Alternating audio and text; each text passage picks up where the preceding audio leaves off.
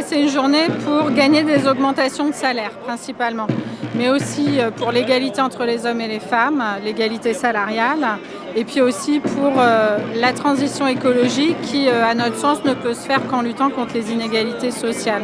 Il faut savoir que dans la fonction publique territoriale, un agent qui débute, il ne gagne même pas 1 400 € net par mois. Donc en fait, clairement aujourd'hui, compte tenu de l'inflation, compte tenu des guerres aussi qui ont une répercussion directe sur les prix des denrées alimentaires, sur les prix du carburant, on ne peut pas vivre avec moins de 1 400 € par mois comme c'est le cas des agents territoriaux.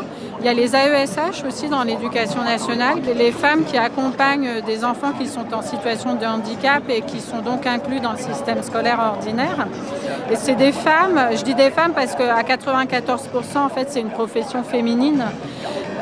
C'est des femmes qui gagnent moins de 900 € par mois parce qu'elles subissent des temps partiels imposés.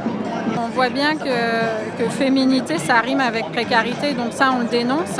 C'est pour ça que nous, ce qu'on demande, c'est une augmentation générale du point d'indice, parce qu'en fait, nous augmenter tous, ça va être aussi nous augmenter toutes, de façon indifférenciée, hommes et femmes. Sur la fonction publique, c'est à peu près 20% d'écart de salaire, ce qui est quand même énorme parce qu'on a des grilles salariales qui sont a priori indifférenciées hommes-femmes, mais aussi parce que là, il y a une tendance en fait à rémunérer de plus en plus par des primes et pas par des augmentations du point d'indice.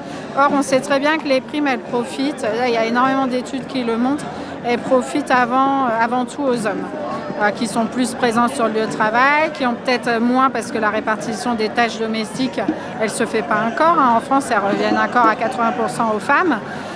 L'éducation des enfants, les tâches domestiques font que les femmes, elles vont avoir une double journée de travail, un travail socialisé puis un travail invisible, invisibilisé en tout cas. Donc en fait pour nous, l'effort à mettre sur la transition écologique, il ne peut pas se faire au détriment des classes populaires. Les classes populaires, ce sont celles qui subissent la malbouffe, qui ont le moins accès aux produits de l'agriculture biologique locale. Ce sont celles aussi qui souffrent du manque de travaux de rénovation des logements. Ce sont celles qui souffrent aussi le plus des problèmes de transport. Donc on ne peut pas faire peser sur les classes populaires cette question de la transition écologique. Il faut absolument faire contribuer les pollueurs. Et les plus gros pollueurs, comme par hasard, ce sont les entreprises du CAC 40 qui ont quand même engrangé quasiment 50 milliards de dividendes en 2023. La France est championne d'Europe des dividendes. Il y a à peu près 30% des dividendes en Europe qui sont des dividendes en France. Et donc ça, on le dénonce. Et donc, doivent payer pour la transition écologique, la rénovation thermique des logements, ceux qui polluent le plus. Une manif, on va dire, contre l'austérité, une manif européenne. Voilà, pour les salaires. Pour les salaires ? Voilà, parce qu'en fait, ils nous expliquent qu'il ne faut pas augmenter les salaires, mais par contre, les profits, ils augmentent. Donc voilà. Donc ce serait plutôt les salaires qu'il faudrait augmenter que les profits.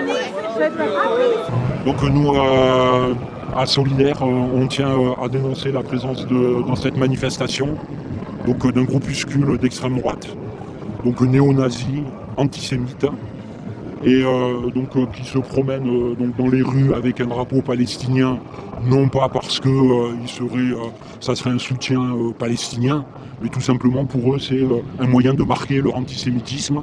Ce sont des gens qu'on connaît, qui ont déjà fait des saluts nazis, qui sont présents dans la librairie Les Arts Enracinés. Et donc nous estimons qu'ils n'ont pas la place dans cette manif, d'autant plus dans le contexte international. Et quand ils déclarent eux-mêmes qu'ils soutiennent tout à fait les crimes de guerre qui sont commis en ce moment. Il n'y a pas de retraite militante, ça n'existe pas, parce que militer, c'est vouloir changer le monde. Militer, c'est vouloir changer le monde. Donc, depuis que j'ai 15 ans, je veux changer le monde, je suis révolutionnaire. Je suis militant trotskiste aussi, je le reste. Je garde ma carte syndicale, je milite avec les copains quand ils ont besoin de moi.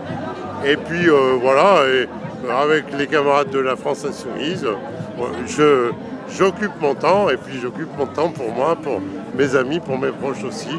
C'est que du bonheur. Il faut vraiment la conserver, cette putain de retraite.